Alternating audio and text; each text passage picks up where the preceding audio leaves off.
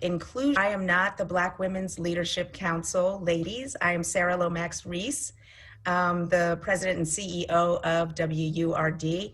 And I have the honor and the privilege today of moderating a really powerful panel discussion, again, in celebration of Diversity, Equity, and Inclusion Month. We are having what I'm calling a C-suite roundtable discussion. And C-suite, for those of you who are not familiar with that term, it just refers to executive level managers within a company. And we have three amazing C-suite leaders from the Philadelphia area who will be in conversation with me today. We have our Commerce Director, Michael Rashid, for the City of Philadelphia, and I'll give his bio in just a second. And we also have Ramona Risco Benson. She is the Director of Corporate and Community Relations for PICO. And we also have Delilah Wilson-Scott, who is the Executive Vice President and Chief Diversity Officer for Comcast Corporation and the President of Comcast NBC Universal Foundation. Welcome, all of you. Thank you. Thank you. Good afternoon. So thank you. Thank you. I'm really excited to have this conversation because I consider all of you not just colleagues, but friends. So I'm hoping that we can have a robust conversation, but also one that is somewhat informal. So let me just introduce you all. I'm sure a lot of people in our audience know your names, but they might not know the full breadth of your backgrounds. And so as we jump into this conversation about diversity, equity, and inclusion, and what that looks like in the Philadelphia corporate landscape, let me just introduce you a little bit more. And I'll start with you, Michael. Michael Rashid has made his life's work to ensure those most in need have access to one of the most basic of human rights, which is healthcare.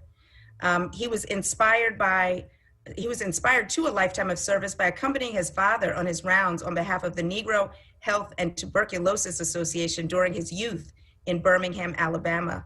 Later, when Dr. King called for many to march in the name of justice, Michael answered the call, marching with Dr. King in the name of civil rights for African Americans and ultimately all people.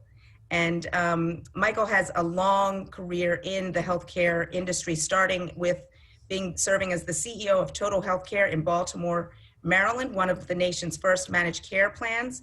He's also held numerous leadership positions of increasing responsibility over the years, including serving as Executive Vice President and Chief Operating Officer for 15 years before becoming the President and CEO of AmeriHealth Caritas. As the CEO of AmeriHealth Caritas family of companies, Michael was responsible for the leadership, strategic direction, business development, and operations of the company. And then in November 2020, Mayor Jim Kenney appointed Michael as the City of Philadelphia's Commerce Director, where he focuses on implementing fair, equitable, and inclusive business development efforts that help spread economic vitality and opportunity to all of Philadelphia's neighborhoods. So welcome again, Michael. Thank you. And then we have Ramona Risco Benson, and Ramona is PICO's Director of Corporate and Community Relations, as I said. She has more than 25 years of strategic leadership in the areas of nonprofit management, community affairs, event and convention planning, and tourism development and promotion.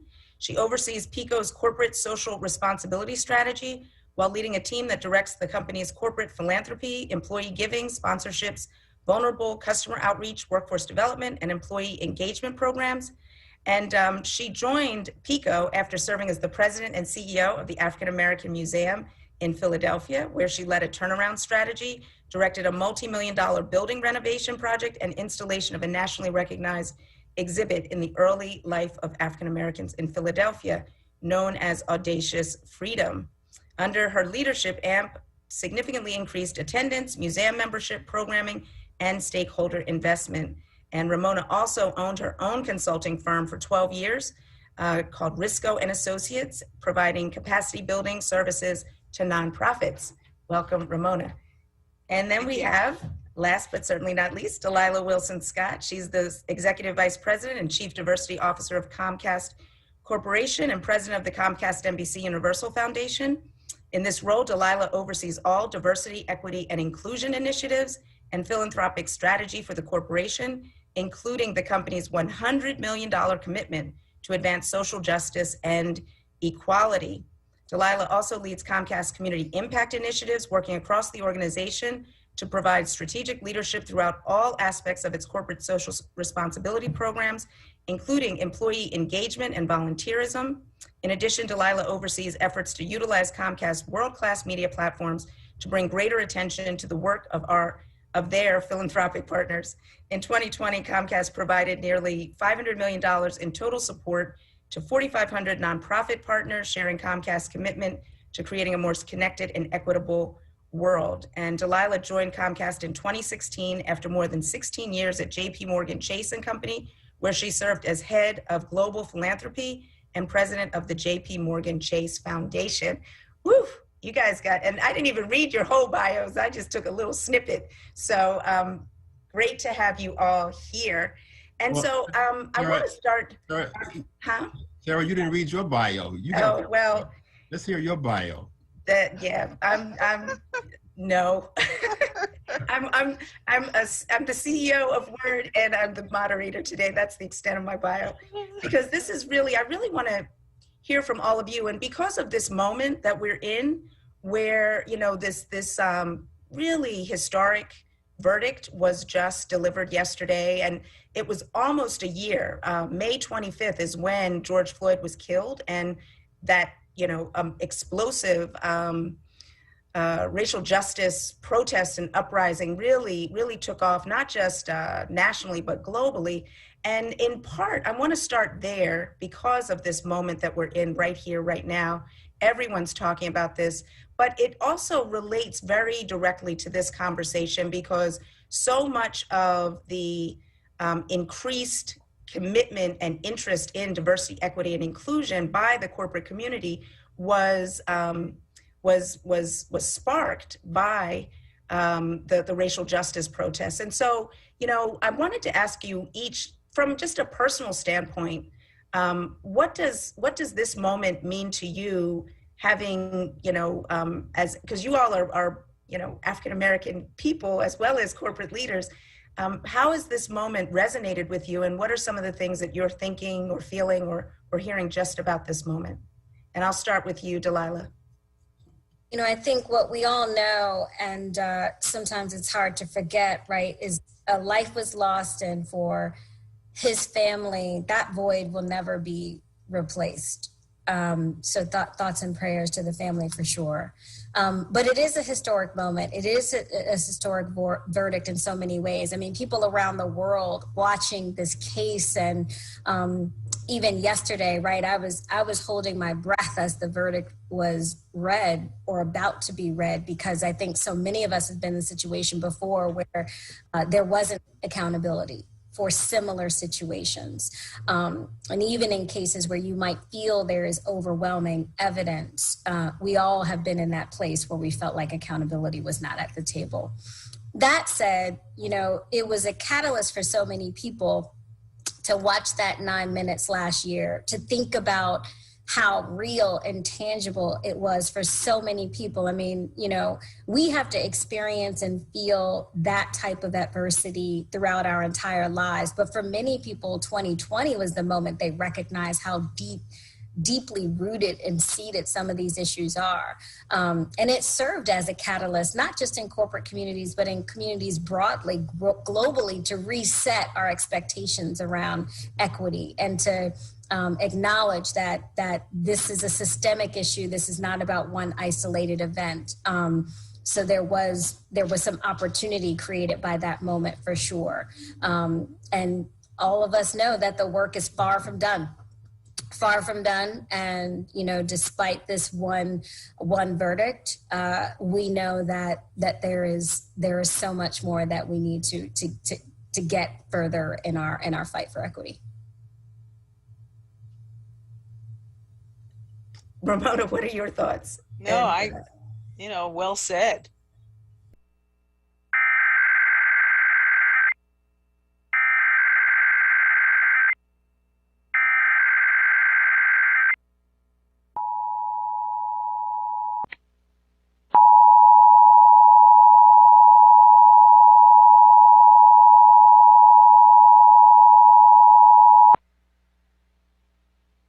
The National Weather Service has issued a severe thunderstorm warning for New Castle County, Delaware, plus the following New Jersey counties: Burlington, Camden, Gloucester, Mercer, and Salem, plus the following Pennsylvania counties: Bucks, Chester, Delaware, Montgomery, and Philadelphia. Effective until 2:10 p.m. The National Weather Service in Mount Holly, New Jersey has issued a severe thunderstorm warning for northern New Castle County, in northern Delaware, northwestern Salem County, in southern New Jersey, northwestern Camden County, in southern New Jersey, central Mercer County in central New Jersey, northwestern Gloucester County, in southern New Jersey, northwestern Burlington County, in southern New Jersey, southeastern Montgomery County, in southeastern Pennsylvania, southeastern Bucks County, in southeastern Pennsylvania, southeastern Chester County, in southeastern Pennsylvania, Philadelphia County, in southeastern Pennsylvania, Delaware County, in southeastern Pennsylvania.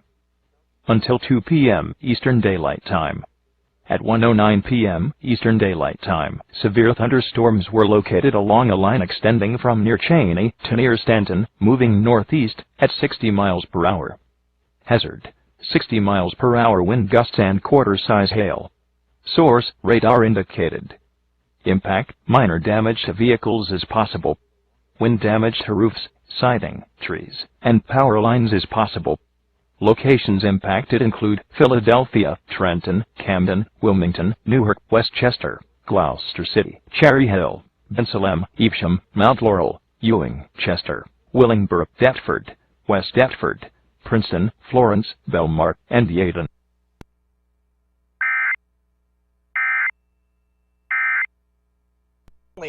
Where we see it, where we encounter it, and as leaders owning our own truth about it, we have to be a part of this change we want to see in this city and in the country.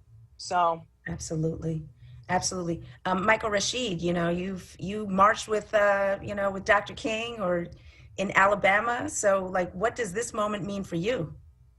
Well, after listening to these two eloquent ladies, I mean, I don't know what I can add. Yesterday in the city government, I was right there with the mayor and police chief and others when the verdict was announced, and just the sense of relief, the anxiety was at an all-time level. And I think that release of anxiety was felt throughout the country. And so that was a great thing. I'd like to quote from a famous Philadelphian who I know some of us on the line know, and that's Mr. Will Smith. And Will said, racism and racist killings are not new. They've just recently been caught on film. Right. But these kinds of things have been going on for a long, long time. But now they're caught on film. Now, as you said, Ramona, they're being seen, and so people's attention are being caught to them. What I think, hopefully, we can put an equal, probably, I'd like to see even more attention, however, brought to the idea of us killing us, Black people killing each other, which is not being seen. 500 people in this city died from were murdered last year, and I don't know the number, but I'm sure the predominance of them were African American people, and I do know that they were between young men between 18 and 30 were the perpetrators. So and how many of those have been videoed? How many videos have we seen of them? How many times have we seen the wife of the young man or the man who was killed, or the sister or the mother of the young man who was killed, crying like George Floyd's mother was crying, his girlfriend and his mother were crying yesterday, and it just brought tears and brought feelings to all of us when we see this kind of grief. But those mothers of those 500 people, they cried just as hard. Mm-hmm. They were just as grieved as George Floyd's mother was grieved. But we don't see it. They're invisible. Mm-hmm. I was at a meeting this weekend with a group of 33 religious leaders, and a man was making a presentation to us. And they had been working with the DA's office and others, and they had collected some data around the murders in Philadelphia. And it was so interesting. Of those 500 people, 499 people who were killed, the police know that they were killed. These murders were perpetrated by 250 people. It's only 250 people. It's not like all over the place. It's 250 people who are committing these murders, and they commit these murders year in and year out. It's the same people over and over again who are committing these murders. The reason they're not prosecuted, is that people in the community don't want to tell. It's not caught on camera. It's not documented. And the people who are in the community who know these people, they're afraid to tell. So this is a dirty secret that's kept within our community because we're afraid to tell, and it's not documented. There's no body cam who's documenting these things to put it out there so people can have some reaction. Well, he also showed, let me just say this, Sarah. Sure, he also showed us a video that he had taken he was at a cemetery recently, and you probably saw this on the news that there was a burial at a cemetery in Southwest Philadelphia, and a murder victim was being buried, and the shooter comes to the cemetery and starts shooting up the cemetery because he didn't kill everybody who he wanted to kill the first time. And so he went to, at the same cemetery, same event, he stumbled over a grave because the grave, it was still above ground. He stumbled over the grave and he saw one of his friends, and he didn't even know his friend was dead. His friend is there. And he put the video on. It's about a 30-second video. And he started videoing these graves, all these young men and women, all young men and women who were killed right here in our city. And most of them are killed by our own people. They're not killed by the police. They're killed by us blacks on black. So how can we, and I'm not trying to take anything away from the whites killing, the white policemen killing black people, but that's a small number compared to black on black and killing. And the black on black killing is not being talked about. It's not being. So I'm going to beg to differ on that. We talk about it quite a bit on WURD.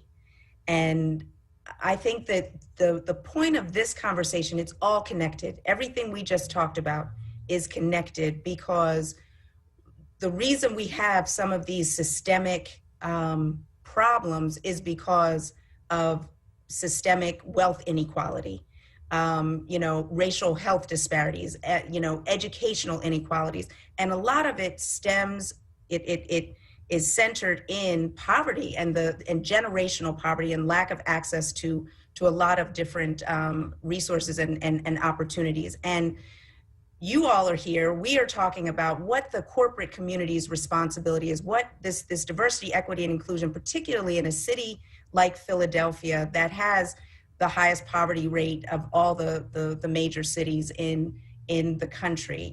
We know what our entrenched and intractable problems are here in Philadelphia, but we've got to collectively address them in order for the challenges to be addressed. And so, I want to ask, because again, we know that there has been this renewed interest and renewed commitment to diversity, equity, and inclusion. But I want to see, and I'm going to start with you, Delilah Wilson-Scott from Comcast. Comcast has made a $100 million commitment to over several years to really try and tackle some of these big questions. And you have multiple programs that you're implementing here in the city and across the country. And I wanted to see, like as the director of diversity, what is your commitment and what exactly are you doing, and how do people access these resources that are being made available through Comcast?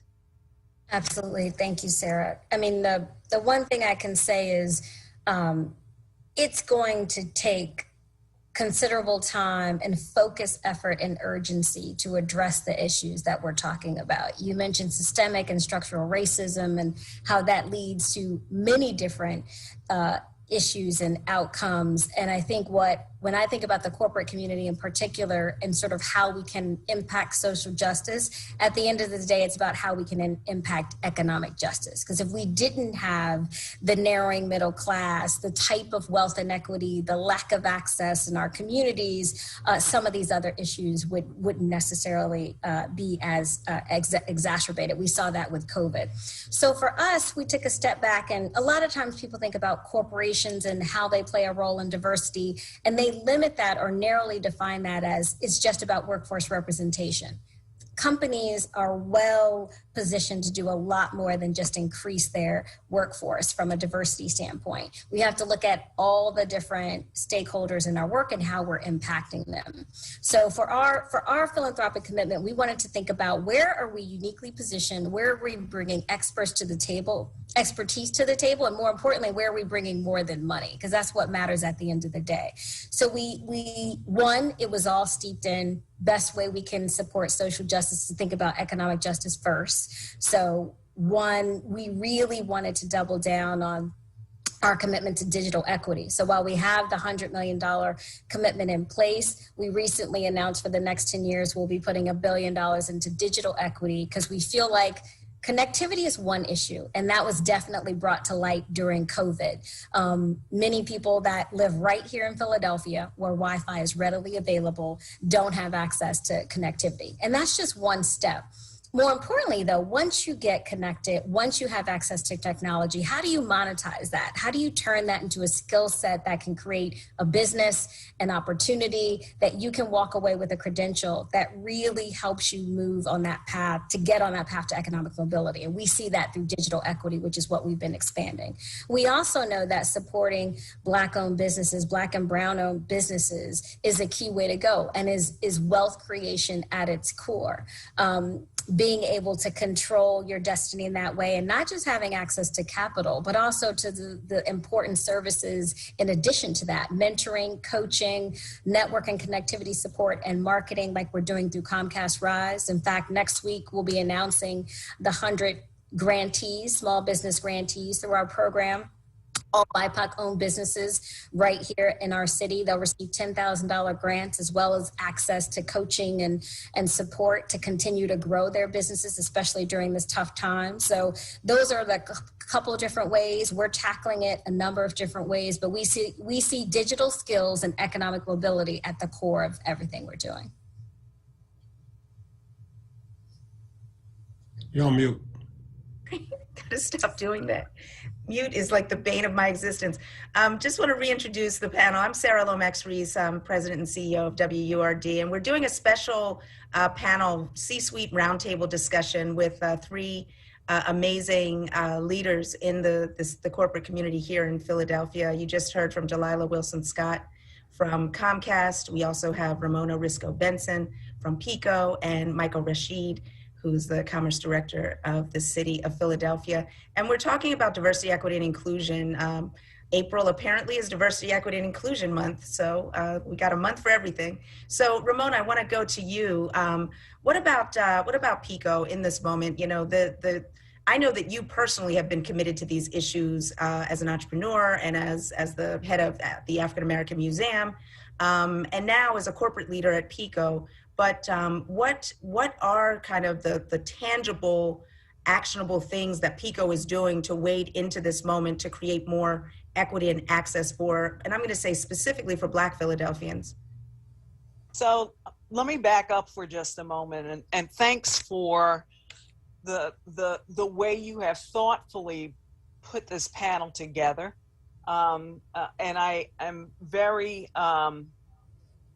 appreciative of the comments that Delilah shared about what Comcast is doing, because I think it's awesome.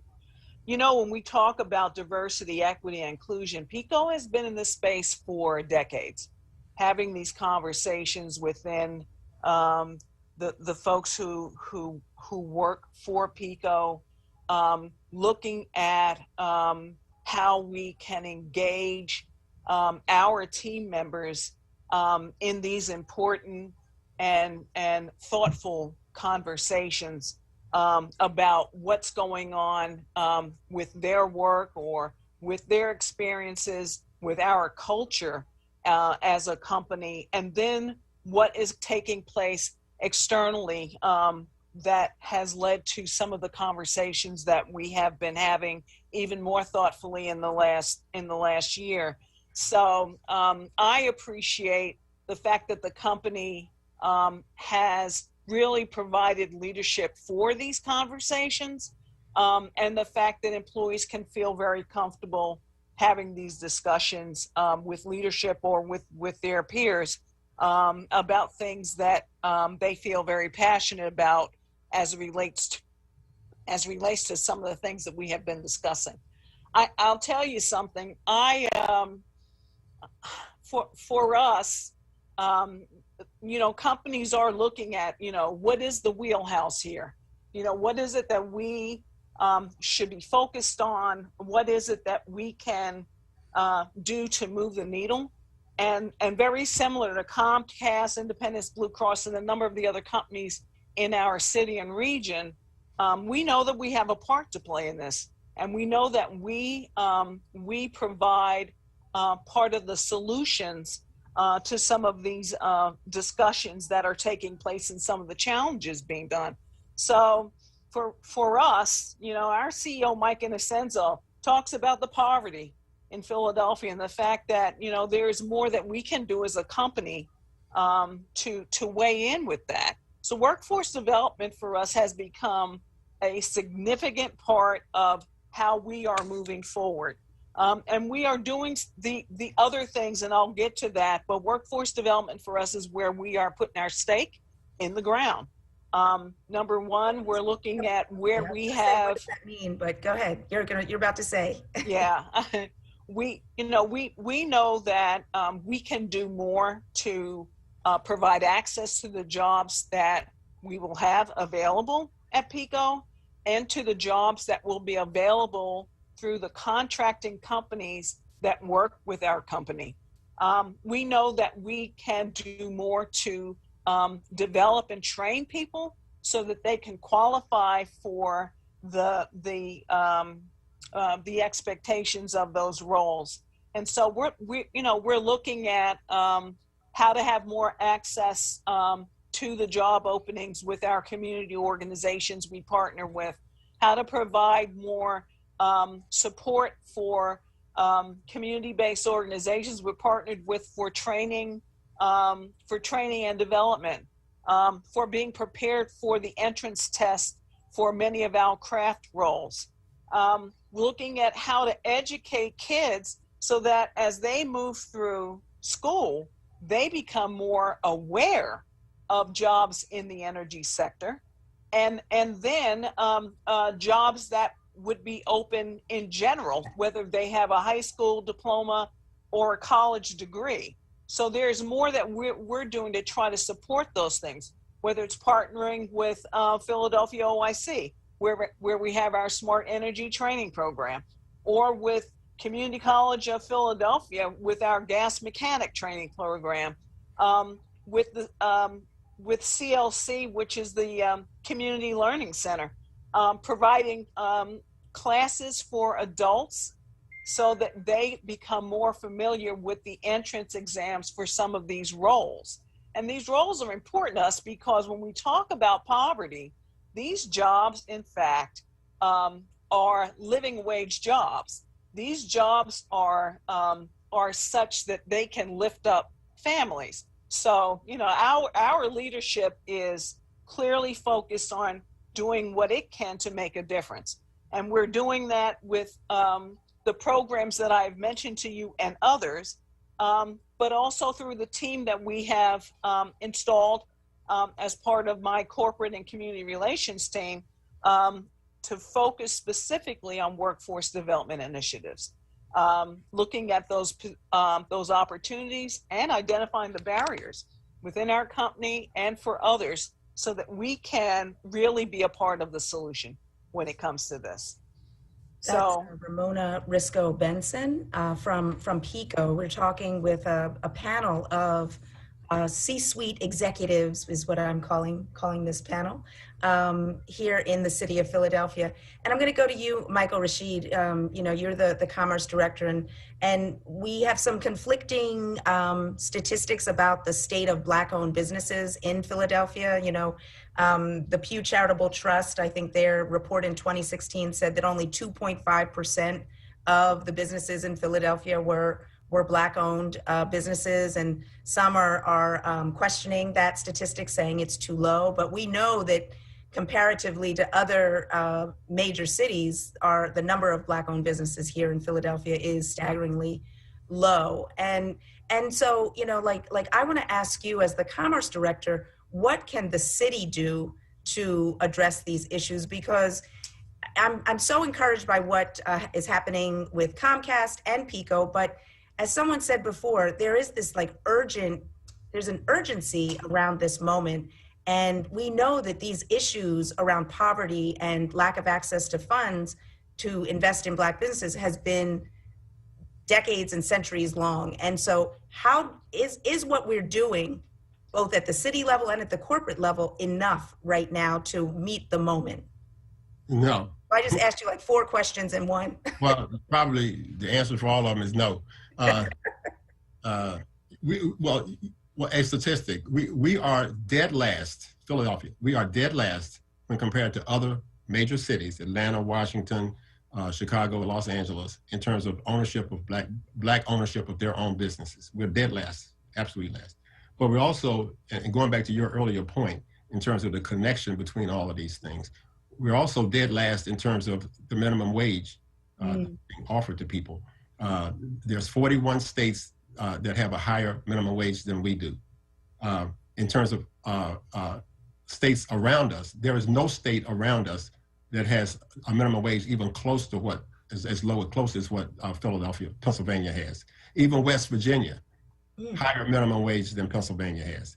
And so, as the mayor said when he was asked about the 499 murders, you know, he says, you got to understand there's a connection between gun violence and the guns that are on the street. And we take guns off the street every month. More guns come on the street. It's easier to get a gun in Philadelphia than it is to get a driver's license.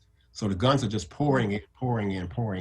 So there's a connection there. There's a connection between our poverty rate and crime. I know for a fact, these guys are not standing on the corner selling drugs in the rain, in the snow, getting wet, taking a risk of going to jail, getting killed, selling these drugs, because that's their life's aspiration in life, is to sell drugs. They're doing it because they're desperate. In their minds, there is no alternative to what they're doing, so they got to go out and make a living. The guy's 6'4", he's 230 pounds, he got to eat, his family got to eat, he wants to, you know, so he got to make some money. So all of these things, it's no question, all of these things are connected. We, and I'm going to talk about the city, but we are so inspired and happy about the kinds of things that Comcast is doing, the kinds of things that Pico is doing. I spoke to a group of graduates today from this Goldman Sachs 10,000 small businesses. They graduated 60-something small business owners in Philadelphia today. And these are mom and pop, you might call them mom and pop kind of businesses, people who came to learn more about how to manage their business, how to grow their business, and some really, really good stories and really good things they're teaching these people. We're inspired because so many corporations are following the lead of Pico, following the lead of Comcast, and doing these kinds of things. The city, I believe the best thing that we can do, other than pass some laws, obviously the legal environment is very important, and we can do more in terms of the legal environment. Another meeting I was at this morning had to do with minority contracting for construction and things like that. And how come we don't have more teeth in our rules? Over and over again, people come to us and say, oh yeah, 50%, we will hire 50% of minorities, you know, on a job or something like that. And they get the contract. And then, you know, a year and a half later, when the job is done and they've been paid, they say, well, we tried, you know, we put ads in the paper, we had job fairs, nobody came, you know, that's, quite frankly, that's BS. And we have to do better. We have to do better in terms of putting teeth in these contracts, holding people's feet to the fire so that they actually do what they say they're going to do. So there's laws that we can do to answer your question, Sarah. There's also right now, luckily, as we come out of the pandemic, and thank God we have an administration in Washington that understands the needs of cities. We have a once in a lifetime opportunity to pour money, sort of, after we get past the pandemic, pour money into Black and brown communities to help them develop. The mayor's budget that he just unveiled has a lot of great initiatives to do that. Some of those initiatives are coming through Commerce, some are coming through other agencies of the city government, and we expect that more will come down the road in the president's infrastructure package. So we are 100% committed to that. Our partners are PIDC, which is sort of the city's bank, that they can do a lot more than what we can do, and they're putting an unprecedented amount of money into those kinds of activities. The airport is doing a great job in terms of minority contracting, et cetera, et cetera. But if I can just say, the biggest thing that I think that we can do is to work with companies like PECO and like Comcast and hear about and help them to advertise the great programs that they are doing, and go out to the private sector around the city, around the region, and say, okay, you have a commitment. Here's the best practice that was done by PECO. Here's the best practice that was done by Comcast. You can do it, because they don't know what to do, Sarah. They have the desire to do something, but they really don't know how to implement these programs. And Comcast has figured it out. PECO has figured it out. I have to give a shout out to Thomas Jefferson University. They have figured it out big time. I love their program. I'm sorry. Go ahead. Well, I was just going to say, I don't really have a lot of patience for that. People don't know how to do it. People know how to do it, because like you just said, Comcast, PECO, there are lots of examples, Thomas Jefferson, of people who know how to do it. So, miss me with, I don't know how to do it. That just does not fly in 2021. It really doesn't. So, I don't know how to do it, Sarah. They don't know how to do it. Excuse, huh? I mean, they don't know how to do it. They don't know how to do it. I believe you. Listen, we live in a world of silos. Okay. They might not know how to do it, but they could darn sure figure it out, because we got, Google, we got YouTube, we got lots of resources to figure stuff out in the 21st century. But anyway, I'm not going to argue with you, about this, because I just don't buy that. I don't buy that people don't know how to do it. I think they lack the will. And it goes to kind of my next question. And I'm going to give you some names of people you can invite to your show. All right. Some of these executives, and you will soon find out they don't have a clue. I'm not saying that they don't have a clue, that I disagree. I'm just saying that they should. That's not an excuse. But go ahead. No, it's not an excuse. No. Not an excuse. I'm just coming actually between the two of you in saying this. It can be done, but it is work. People do have to be willing to invest the time and resources to make a difference in that area. That's right. So that's really important. It's not that it can't be done, but it sure as heck is going to take it'll take some time and some resources. And I think that's the point Sarah is making, right? So if you wanted to do it, you can absolutely figure out a path to get there. We have incredible resources right here in Philadelphia. Even if you didn't want to go to the corporate community, we have Della at the Enterprise Center. We have PIDC. Ann and her team are excellent. Like, there are people who live, breathe economic development every single day. And I think they'd be more than happy, as would any of us, to advise on where is to start. I think just being paralyzed is not an option, not in this moment. Yeah, and that's what I was going to get to next. And I'll come to you, Delilah, because one thing, anybody, and as Black people, we are invited to conversations around DEI all the time.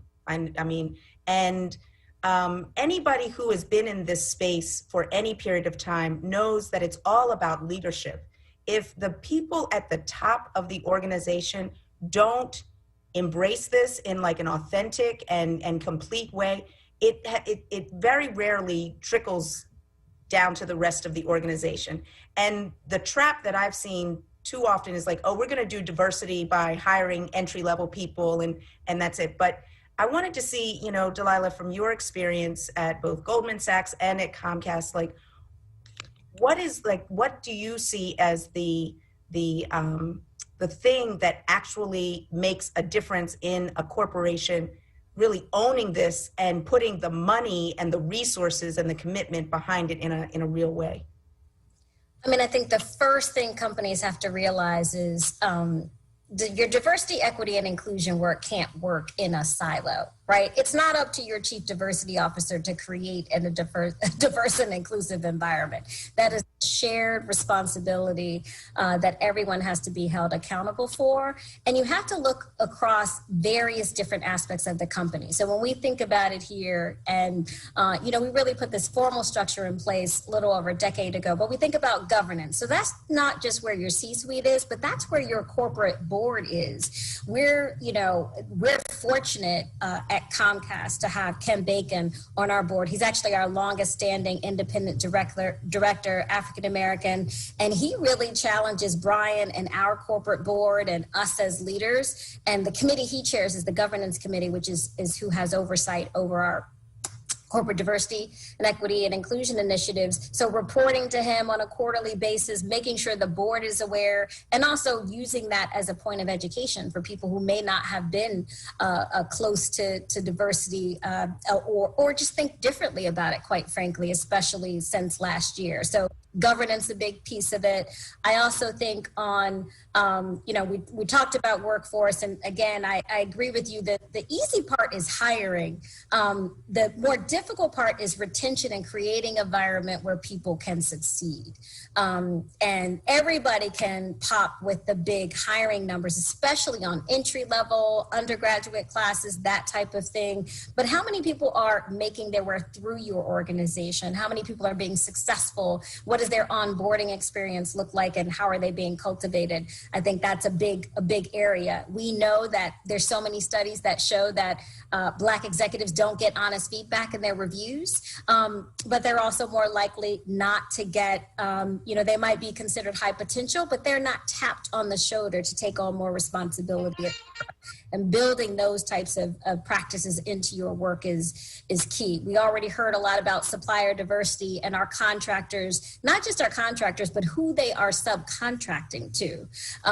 And again, you know, when we stood up our two buildings here, we work with a number of different partners, including Charmaine Matlock-Turner, who many of us know at the Urban Affairs Coalition, and as well as Dell at the Enterprise Center, to source diverse suppliers, so we could have a significant amount of business that we were able to give to diverse-owned businesses. So really looking across every single aspect of what you have to impact at your company is huge. And of course, you know, like you, Sarah, programming and how we do our storytelling work, who's doing the storytelling work, is important.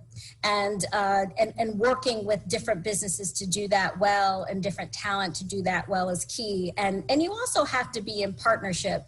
You know, we didn't read your bio, but all of us know you are, right, legendary and visionary in this space in terms of Black-owned media. But, you know, we exist because you exist. So we also have so many things that we share in common. All the new initiatives you have underway that are highlighting entrepreneurs, especially tech entrepreneurs, that's a mutual interest. We both do better by highlighting those stories, positive stories about our community, as well as educational stories about how we move forward, all tied to the issues that we're talking about. But I think, you know, how a company has to recognize that its voice, CEO, corporate voice, media platforms, its workforce, its supplier contracts, its business, all of that helps create an inclusive culture. So it's about that scope.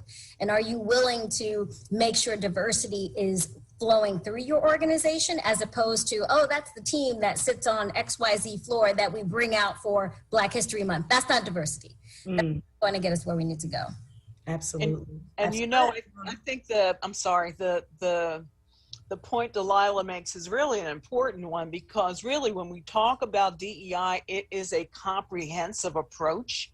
It cannot be a one-off, and it cannot just be one stream of thought around what that could look like. It's got to be comprehensive. And it's interesting when you think about where some of our companies are in this discussion, it is absolutely a journey.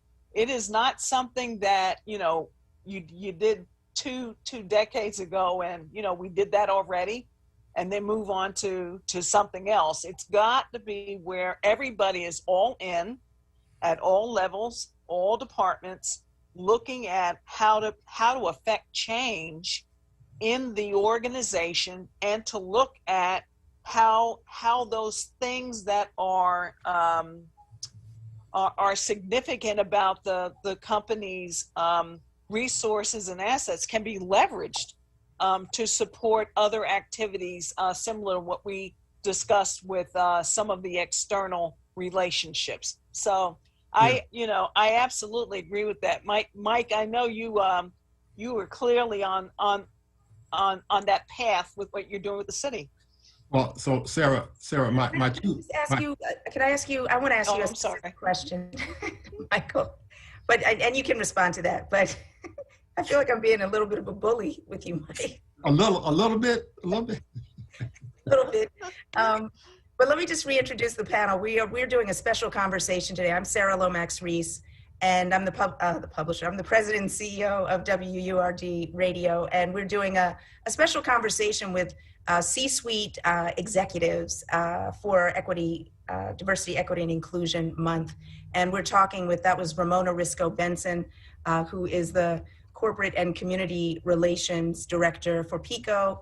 And we're talking with Delilah Wilson Scott, Executive Vice President and Chief Diversity Officer for Comcast Corporation and President of the Comcast NBC Universal Foundation, and Michael Rashid, who is the Commerce Director for the City of Philadelphia. And so I'm just going to slide this in and then you can get to your point. But I think Delilah referenced board participation as a major part of this equation. And I know that a few years ago, there was an effort from the Chamber of Commerce, the Greater Philadelphia Chamber of Commerce, to do a whole kind of analysis of diversity on boards, corporate boards, and things like that. And I wanted to ask you, Mike, what role does the lack of diversity on corporate boards play into this whole notion of kind of diversity, equity, and inclusion, and more access and inclusion?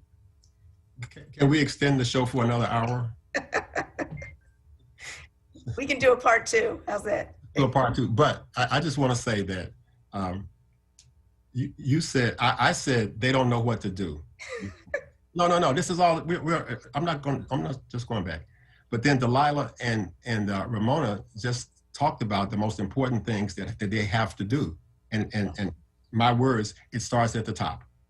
It starts at the board, it starts at the CEO's level, and it's a serious commitment, not just a press release and not just writing a check for $10,000 and getting in the newspaper. It takes a serious commitment.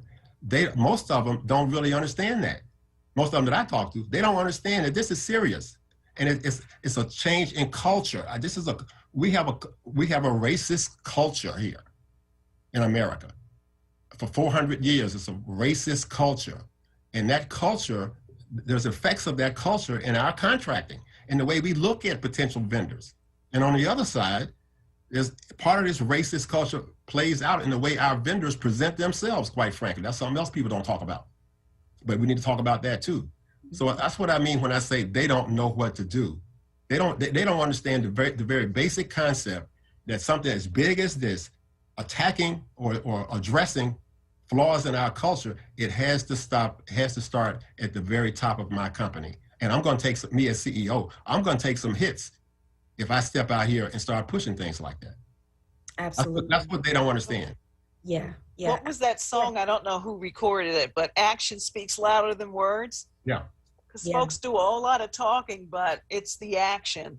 That's right. That you can look to and you can measure and expect as outcomes. And sustained action. When we are well past this George Floyd moment, it's not about what companies committed to last year. It's about in 5 years from now, in 10 years from now, what types of outcomes and what types of sustained commitment is still in place. Right. Yeah, so I've been really hogging the mic during this conversation and have not invited in questions from the listening audience, but we do have a question. If people want to weigh in, we only have a few more minutes, but you can put a question in the chat and on Facebook, Facebook.com/forward, FORWURD, and you can put a question in there, or you can call in and pose a question, and Troy will share it with me, 215-634-8065. But one of the questions that we have already is, are there corporations willing to help with economic infrastructure plans? You know, so, this might be a Michael Rashid question, because I think that, you know, we're hearing so much from President Biden about, you know, infrastructure and trillions of dollars being plowed into infrastructure. How is that going to translate into Philadelphia in terms of economic infrastructure plans that will translate into jobs? And, you know, I'm a big proponent of wealth creation. We've got to figure out ways to generate more wealth in the Black community in order to support our institutions and our people. So what do you say, Mike? I'm not real sure what your viewer means by infrastructure. What do you think they mean? I guess I'm going to translate that into, you know, how will the federal infrastructure dollars transfer or translate to the local level to create more economic opportunity here in the city? That's different than what I thought. Well, I'm probably like extrapolating, but that's the way I'm interpreting it. There is specific language. You know, this infrastructure package is huge. It hasn't passed. Who knows what's going to happen? You know, but there's as proposed a lot of money and a lot of priority in that money for the creation of wealth, for not just contracting. Contracting is good. Jobs are good, but specifically the creation of wealth. And here's a small example of creation of wealth.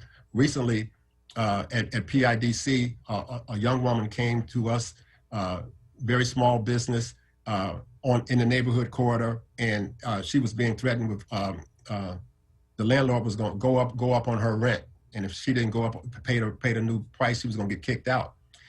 We helped her to buy her building.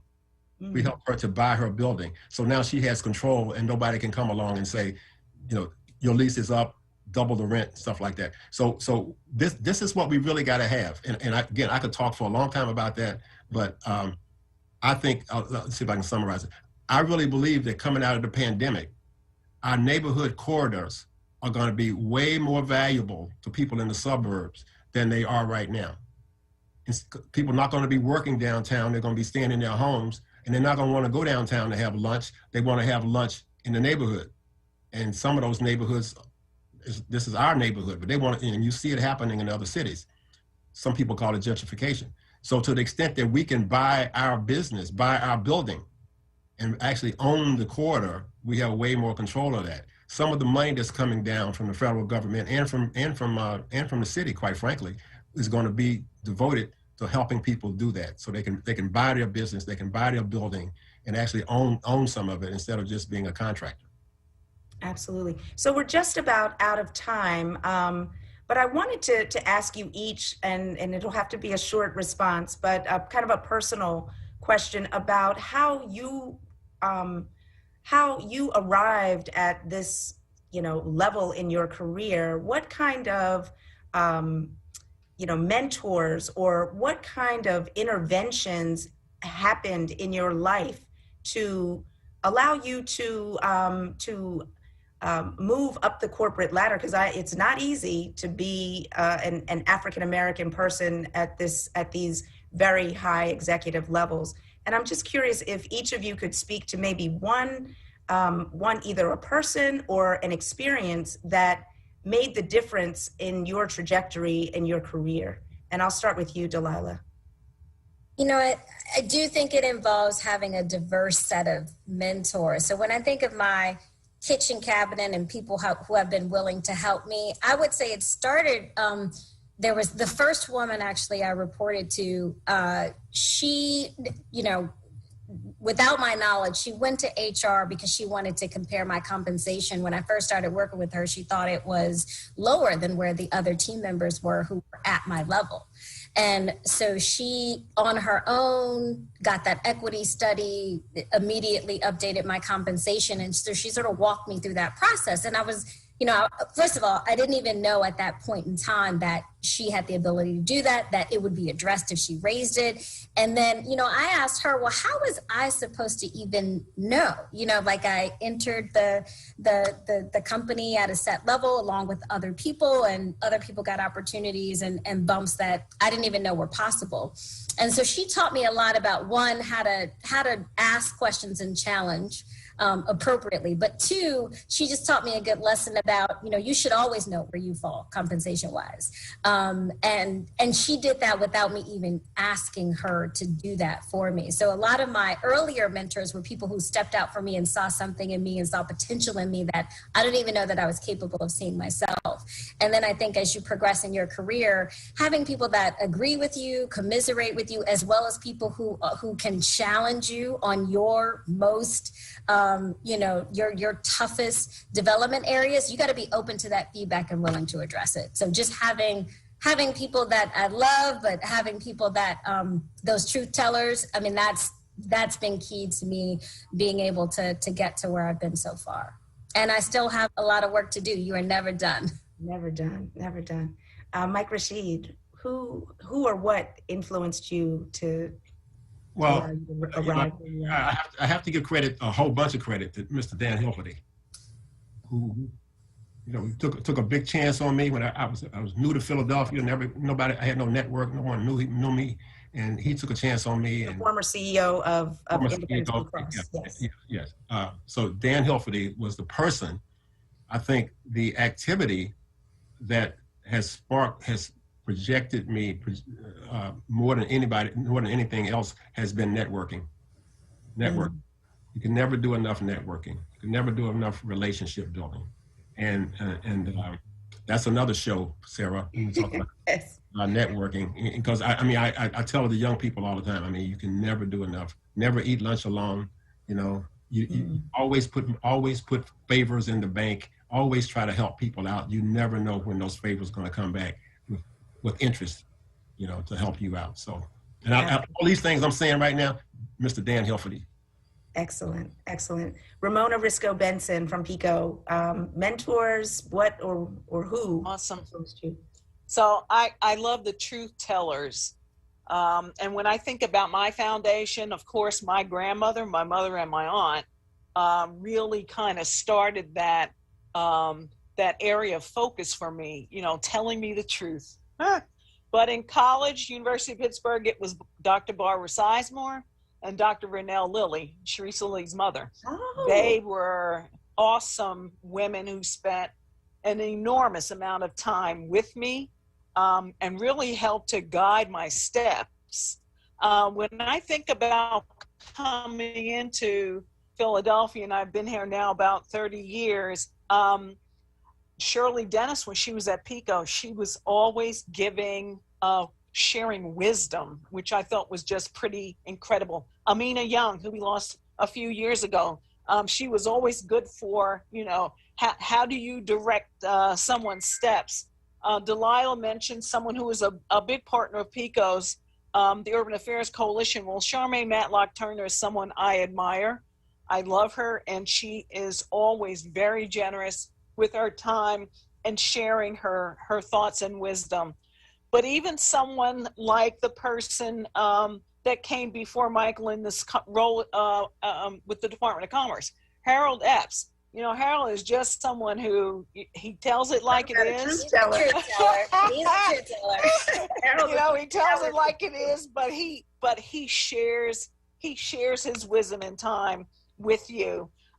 Businessman Bill Wilson, who has spent an awful lot of time with me, especially when I was in business, and someone I can't forget because I just think he just keeps going and giving, is Dwight Evans, Congressman Evans. So many people, Ernie Jones. I could go on and on, but I have not found people in Philadelphia to be difficult to establish relationships with when you are looking to kind of continue your personal development and journey here. I've just met an awful lot of people who have given me their time. So the very last question, if people want to get more information about either the workforce development opportunities at PICO or the Comcast small business initiatives, or the programs at the Commerce Department, how do they access that information? And I'll start with you, Delilah. So one, for the small business program, you can visit comcastrise.com. So that talks about how you access support for networking and technology, marketing, as well as the cash grants that we've just done.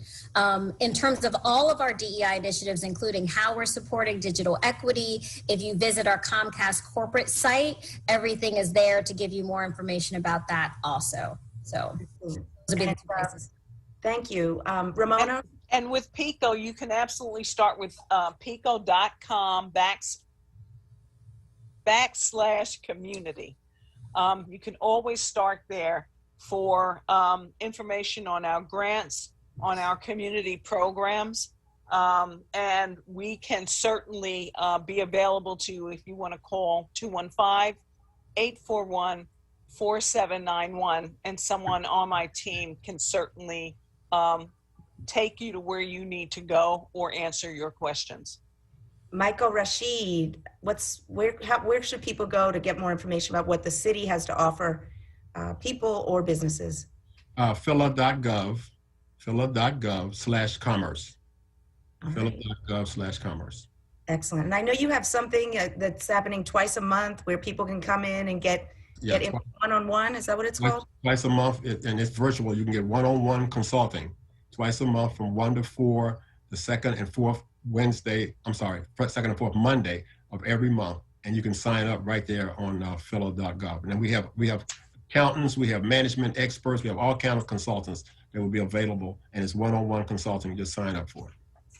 So I want to thank each of you so much for participating in today's conversation, our C-Suite Roundtable in celebration of Diversity, Equity, and Inclusion Month. This conversation will be on our livelihood website. If you go to WURD.com, wordworks.com, we'll have lots of information about jobs and career resources and small business development. And this program will be hosted there as well. And again, thank you so much, Ramona Risco Benson, Corporate and Community Relations Director for PICO, Delilah Wilson Scott, Executive Vice President and Chief Diversity Officer for Comcast Corporation and President of the Comcast NBC Universal Foundation, and my dear friend, Michael Rashid, Commerce Director of the City of Philadelphia. Thank you all so much for your time and your insights and your inspiration. Have a great rest of your day. Thank you, Sarah. Enjoyed it. Thank you very much. Really enjoyed it. Thanks.